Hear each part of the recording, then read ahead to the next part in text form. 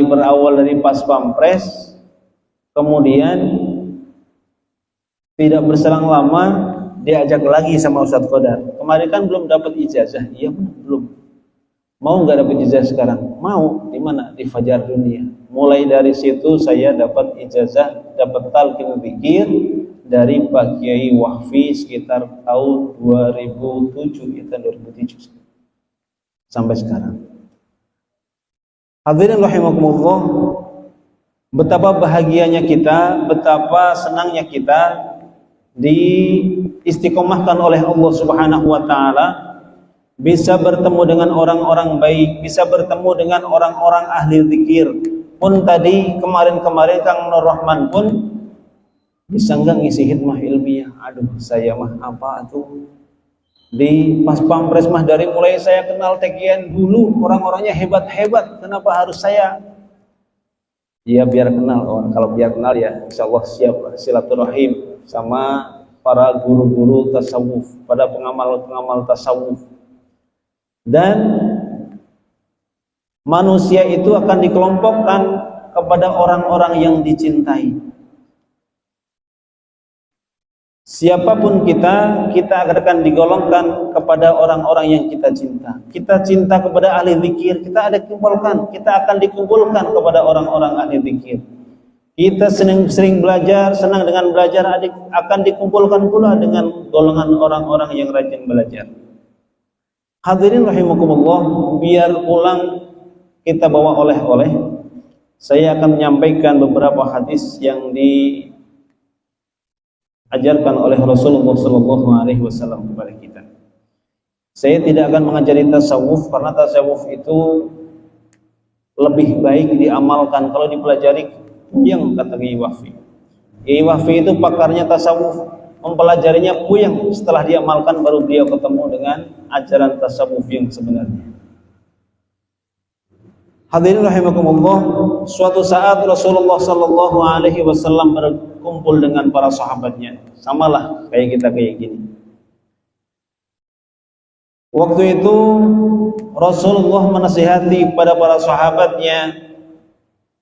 Kata Rasulullah, ittaqillaha haitsuma kunta wa atbi'is sayyi'atil hasanati tamhuha wa halikin nas bi khuluqin hasanin. Dalam banget ini hadis yang disampaikan oleh Rasulullah SAW, cocok dengan ajaran tasawuf yang diajarkan pengersa abah kepada kita. Betapa pengersa abah itu begitu bijaksana. Yang diajarkan kepada kita, ittaqillaha haitsuma kunta, datang dari Rasulullah SAW. Wahai para sahabatku, wahai para umatku, yang sahabat itu pasti juga akan sampai kepada kita. Kita termasuk umatnya. Kata Rasul, ittaqillaha haitsuma kunta, bertakwalah kalian kepada Allah dimanapun kalian berada, kata Rasulullah SAW. Bapak Ibu, kalau kita sedang berada di majelis zikir, kalau kita sedang berada di majelis taklim, kalau kita sedang berada di masjid seperti sekarang ini, ketakwaan kita naik apa turun? Ayo, naik ya, pasti naik. Kita bersama orang-orang yang ahli zikir, ketakwaan kita pasti naik. Angkat oleh Allah Subhanahu wa taala, ketakwaan kita naik. Karena ketakwaan itu seperti iman, yazidu wa yanqus, ada kalanya naik, ada kalanya pula turun. Juga kata Rasulullah saat bareng bersama para sahabatnya, jaddidu imanakum, karena tahu bahwa keimanan manusia itu kadang naik, kadang turun. Saat di majelis taklim naik, saat keluar dari majelis taklim melihat jajanan, melihat tetangga yang misalnya enggak enak dipandang mata, hati kita sudah berubah. Baru saja keluar dari masjid, ada sendal aja ada tulisannya. Tulisannya apa gitu? Lah, ini orang kok sempet-sempetnya nulis sendal kayak gini. Padahal tujuannya kan bagus. Tujuannya biar sendalnya enggak hilang. Tapi pikiran kita kadang udah beda. Yang tulisannya jelek lah, yang sendalnya jelek lah. Padahal prasangka kita kepada orang lain tentang keburukan termasuk maksiat kepada Allah Subhanahu wa taala. Baru juga keluar dari masjid sudah ada saja yang jadi omongan dalam hati kita. Hadirin rahimakumullah, menyimpang sedikit karena tadi Rasulullah menasihati jaddidu imanakum, kata para sahabat, wahai Rasul, gimana sih caranya memperbaiki iman dan takwa? Kata Rasul, bikathrati qauli la ilaha illallah, dengan memperbanyak ucapan la ilaha illallah, persis yang Abah ajarkan kepada kita. Jadi yang Abah ajarkan kepada kita tidak ada yang salah, semuanya betul. Kalau kita selalu ingat Allah, kalau hati kita selalu tertaut kepada Allah, pasti kita akan dijauhkan dari penyakit-penyakit hati, dijauhkan dari maksiat, dijauhkan dari angkara murka dan hal-hal yang dilarang oleh Allah Subhanahu wa taala kepada kita. Hadirin, kembali lagi kepada perintah Rasulullah sallallahu alaihi wasallam, ittaqillaha haitsu ma kunta.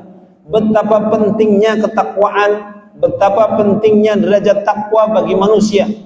Karena ibarat mata kuliah, takwa itu adalah mata kuliah yang top on the top.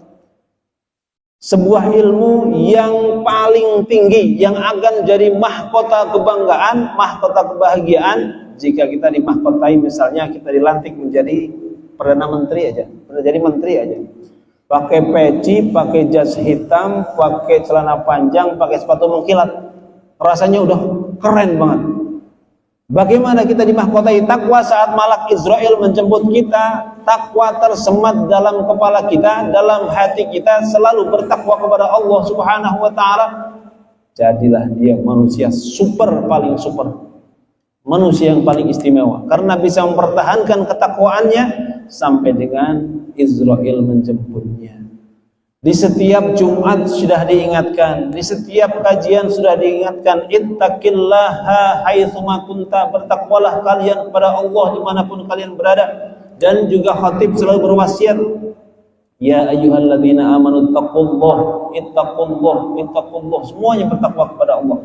Karena saking pentingnya takwa kepada Allah Subhanahu wa ta'ala.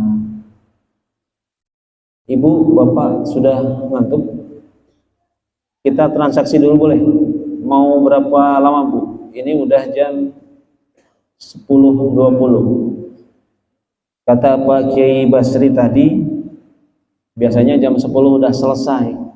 Kalau di tempat saya Bapak Ibu, kajian habis maghrib sampai isya, nunduk semua. Nunduk semua. Kalau di sini kan nunduknya tawajuh. Kalau di tempat saya mah nunduknya nunduk tidur. Sambil dengerin yang di depan guru, sambil nunduk, sambil merem-merem, ada yang sambil nyender. Mudah-mudahan di sini mah enggak. Ini udah hampir jam 10:30, makanya saya tadi sama Pak Kiai Basri itu ngobrol. Keren-keren ya ibu-ibu di sini. Malam-malam masih mau manakib. Lah kita besok mau maulid. Orang-orang yang mau bergerak cuma 1, 2, 3. Masya Allah. Keren, luar biasa. Memang benar, berarti sejarah mengukir. Saya kenal Thariqah Qadiriyah Naqsabandiyah dari Masjid Al-Hidayah. Luar biasa. Mudah-mudahan berkah. Amin. Hadirin rahimakumullah, yang kedua yang dipesankan oleh Rasulullah sallallahu alaihi wasallam, ittaqillaha haitsu ma kunta wa atbi'is sayyi'atil hasanati tamhuha. Pesan Rasulullah, wa atbi'is sayyi'atil hasanati tamhuha. Tutupilah kesalahan-kesalahan kalian, kekurangan-kekurangan kalian, dosa-dosa kalian dengan kebaikan. Dengan apa Ibu? Kebaikan. Bapak Ibu, dari mulai buka mata sampai dengan terpejam lagi, dari mulai subuh sampai dengan kita tempat tidur lagi, kira-kira kita punya salah atau tidak? Kira-kira kita punya dosa atau tidak? Punya, sedikit atau banyak? Kira-kira amal ibadah kita dengan dosa kita banyakan mana? Banyakan dosa, jujur dah. Jujur, sama Bapak Ibu sekalian. Kita juga sama, manusia, al-insanu makhlul khata'i wa nisyan. Manusia adalah tempatnya salah dan lupa. Jujur saja kita ini banyak dosa, kita ini berlumuran dosa. Kalau kita hitung, kita dari buka mata sampai dengan terpejam kembali, sampai dengan kita menutup istirahat sebelum kita bangun lagi, dari mulai buka mata saja harusnya kita ingat Allah. Yang kita ingat apa? HP. Iya, harusnya kita kan ingat sama Allah, benar nggak? Alasan kita nyali alarm, alasan kita buka ngelihat jam dan lain sebagainya. Setelah ngelihat jam, buka WA. Setelah buka WA, baca chattingan. Setelah buka chattingan dan lain sebagainya, baru sholat nomor sekian. Padahal yang diajarkan oleh Rasulullah, bangun, setelah bangun buka mata adalah membaca doa. Bangun tidur itu langsung ibadah. Alhamdulillahilladzi. Nah itu. Tapi yang kita laksanakan dari mulai terbuka mata pun sudah maksiat kepada Allah. Maka Rasulullah SAW menyampaikan, wa'atbi sayyi'atil hasanati tamhuha, tutupilah kesalahan-kesalahan kalian, kekurangan-kekurangan kalian dengan kebaikan.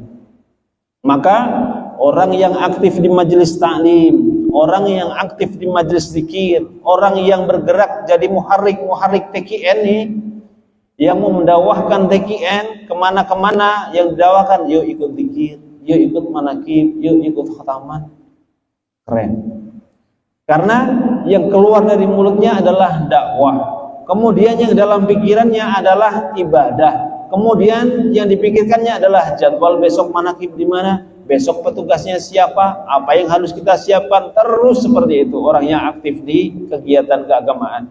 Yang ada di otaknya, yang ada di dalam hatinya adalah kegiatan-kegiatan yang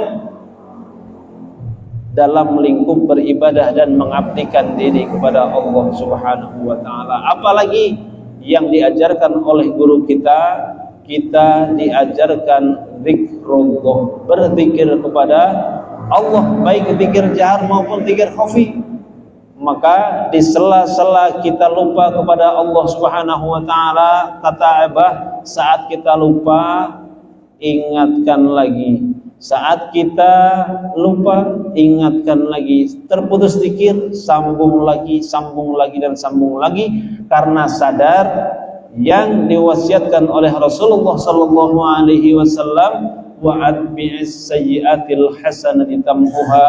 Kita semua kepingin dosa-dosa kita, bolongan-bolongan hati kita selalu ditambal dengan kebaikan-kebaikan yang kita lakukan. Apapun itu. Senyum kepada saudara ibadah bukan? Ibadah. Memberi makan kepada saudara ibadah bukan? Ibadah. Membantu sama ibadah bukan? Ibadah. Dalam tanbih pun disebutkan tolong menolong dalam kebaikan. Dengan fakir miskin dianjurkan oleh Abah nolongin. Jangan dipandang sebelah mata. Kemiskinan itu bukan kehendak mereka, tapi qadrat Allah Subhanahu wa ta'ala. Keren semua yang dinasihatkan oleh Abah Anom dan Abah Sepuh.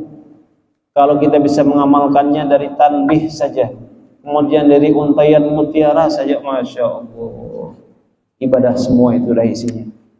Taat kepada negara, taat kepada agama, Masya Allah. Bahkan jadi ingat kitab Nasaihul Ibad saya saat ngomongin yang seperti itu. Dalam kitab Nasaihul Ibad itu ada dijelaskan, man ahana khamsatan khasira khamsatan. Barang siapa yang meremehkan 5 hal, maka dia akan rugi 5 hal. Sudah pernah dengar belum? Pasti sudah. Ingat-ingat aja ini mah, review. Dalam kitab Nasaihul Ibad, man ahana khamsatan khasira khamsatan. Barang siapa yang meremehkan yang 5, maka dia akan rugi juga 5 perkara. Yang pertama, man istahaffa bil ulama khasirad din. Barang siapa yang menganggap enteng ulama, yang menganggap sepele ulama, maka khasirad din, dia akan rugi agamanya. Benar apa benar? Benar banget. jika kita dekat dengan para ulama. Kemudian kita juga menyepelekan ulama yang lain, maka kita akan rugi dalam kita belajar agama dan mendekatkan diri kepada Allah Subhanahu wa taala. Kan dalam Untaian Mutiara, jangan membenci ulama yang sezaman. Biarpun kita dekat dengan ulama, tapi jangan sampai membenci dengan ulama yang ada di sekitar kita. Rugi dunia, rugi akhirat. Agama kita rugi, terhalang hijab kita oleh kebencian kita kepada orang, apalagi benci kita kepada ulama. Terlebih apabila kita jauh dari para ulama, sudahlah jauh, membenci pula kepada ulama. Na'udzubillah, tsumma na'udzubillah. Kemudian dalam kitab Nasaihul Ibad itu disebutkan yang kedua, man istakhafa bil umara khasirat dunya. Barang siapa yang menyempelekan umara, maka dia akan rugi dalam dunianya. Betul apa betul? Betul lagi.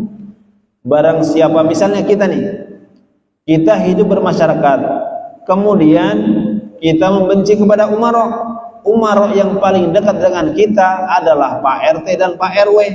Jika kita benci kepada Pak RT dan Pak RW, maka urusan kita tentang surat menyurat, tentang perizinan dan lain-lain pasti akan dipersulit sama Pak RT Pak RW.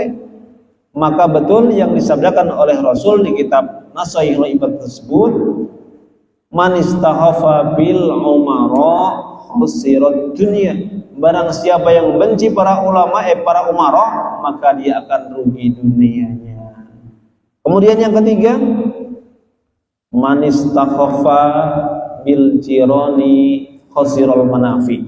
Barang siapa yang menyepelekan tetangga, maka dia akan rugi dalam kemanfaatannya bersosial. Bapak Ibu punya tetangga? Pernah menyepelekan tetangga? Gak ada yang jawab. Hah? Kayaknya gak punya tetangga ini mah. Punya? Sama berarti. Saya juga punya tangga. Tangganya dempet-dempetan rumah. Cuman sebelah-sebelahan dibatasi dinding. Tipe 21, satu dinding dibagi 2. Kadang tetangga kita nyetel musik. Alah, si Paijo itu nyetel musik kenceng banget pagi-pagi. Jadi omongan dosa lagi. Menyepelekan tetangga, Allah itu orang ya kerjaannya kayak gitu-gitu doang, rugi kita. Allah sih itu karakternya begini-begini, suka marah-marah, suka gampang tersinggung, suka segala macam dalam romantika bertetangga. Selain kita rugi, juga kita berdosa kepada Allah Subhanahu wa taala, karena itu dilarang oleh Allah Subhanahu wa taala. Man istaghfa bil jirani khasiral manafi. Barang siapa yang menyepelekan tetangga apalagi membenci, maka dia akan rugi kemanfaatannya dalam bermasyarakat. Kenapa demikian? Misalnya nih, Bapak Ibu punya saudara-saudara yang kaya raya, punya saudara-saudara jutawan semua, tapi saat ibu sakit ketabrak motor misalnya, yang harus segera dibawa rumah sakit, yang dihubungi orang yang jauh apa orang yang dekat? Yang dekat. Nggak mungkin, biarpun tetangga kita, biarpun saudara kita jutawan, banyak duitnya, tapi tinggalnya di Jogja misalnya, kita telepon, datangnya besok pasti. Yang kita hubungi adalah tetangga. Maka yang disampaikan dalam kitab Nasaihul Ibad tersebut benar banget. Man istaghfa bil jirani khasirul manafi. Barang siapa yang menyepelekan tetangga, maka dia akan rugi kemanfaatan bertetangga. Kemudian yang keempat, dalam kitab Nasaihul Ibad tersebut disebutkan, man istakhafa bil aqrabai khasiral mawaddah.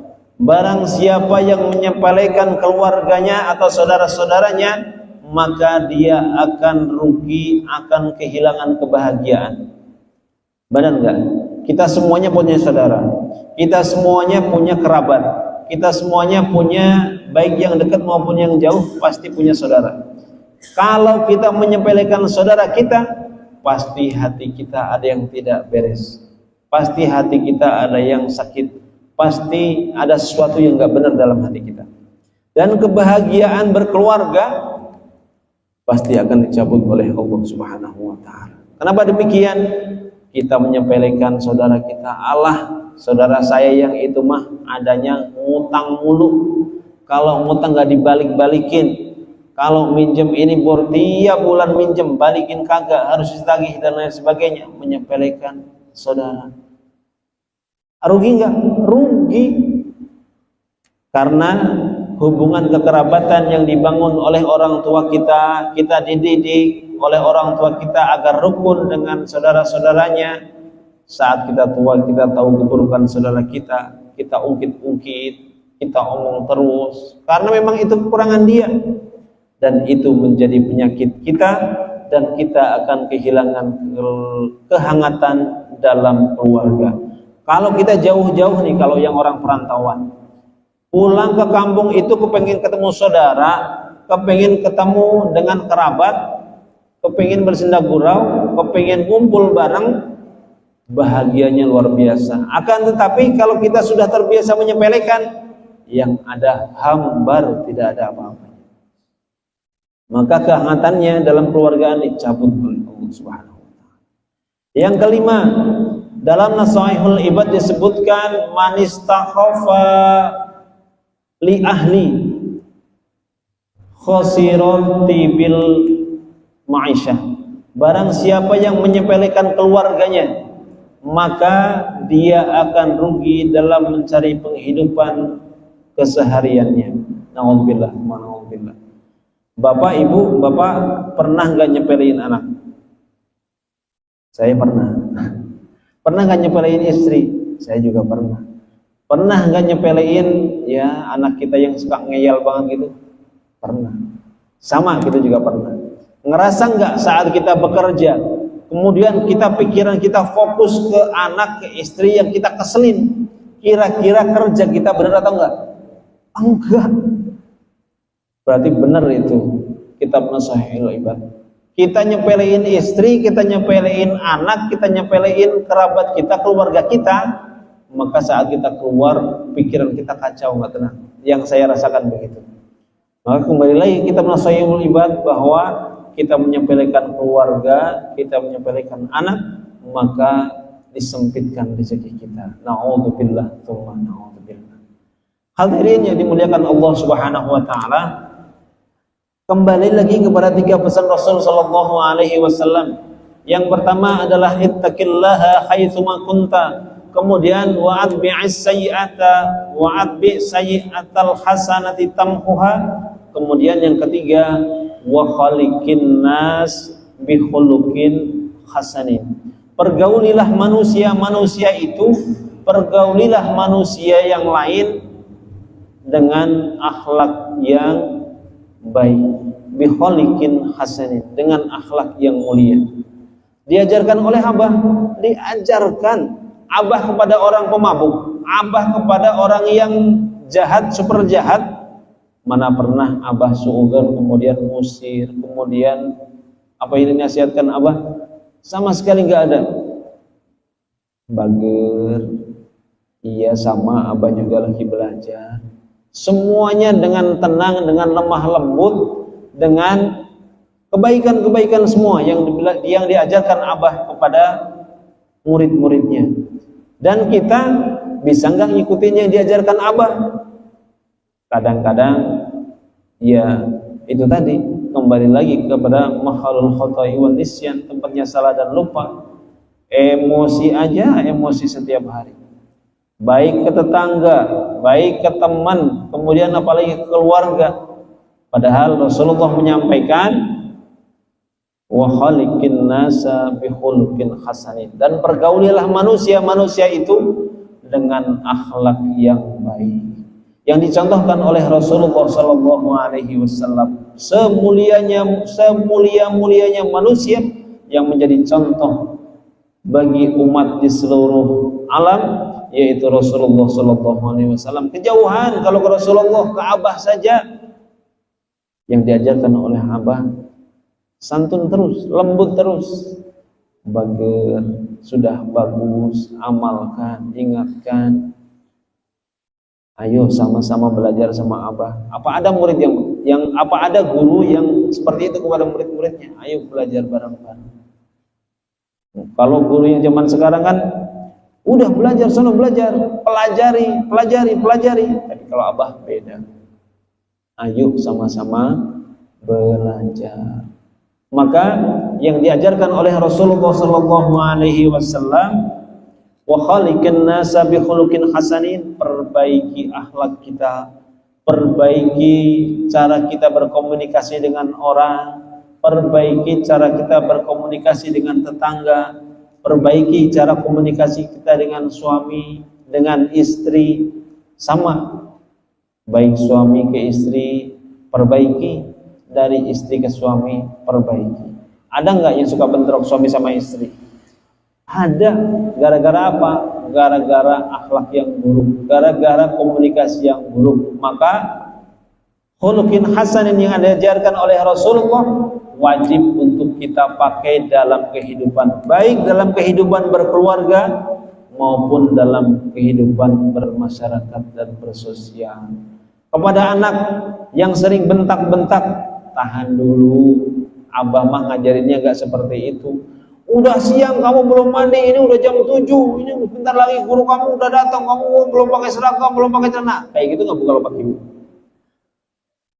Kayak gitu ya, ibu-ibu ya, rata-rata. Padahal nggak diajarkan Abah kayak gitu. Abah mah nggak bentak-bentak ke anaknya. Apalagi Rasulullah nggak bentak sama sekali ke anaknya. Ke Hasan Husain lagi sholat diganggu, digelantungin, Rasulullah mah dia. Abah juga sama, lembut. Maka besok belajar kalau nasihatin anak jangan sambil marah. Kepada tetangga juga sama. Ini tetangga buang sampah sembarangan, harusnya kan ke tempat sampahnya dia, kenapa masuk ke tempat sampah gue katanya. Kalau tempat saya kayak gitu bu, tempat sampahnya kadang deket-deketan, buang sampah kejauhan dilempar, masuk ke tempat sampah kita ngelihat, ya Allah ini orang buang sampah nggak bisa apa buang ke tempat sampah ke tempatnya sendiri, harus dilemparin ke tempat sampah tetangga. Ya segala macam suudzon kita kepada tetangga. Ke teman kerja juga sama.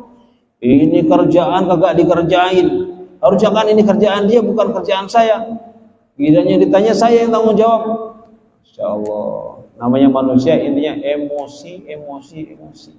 Kalau orang sudah mengedepankan emosi, maka yang dekat dengan otaknya adalah setan.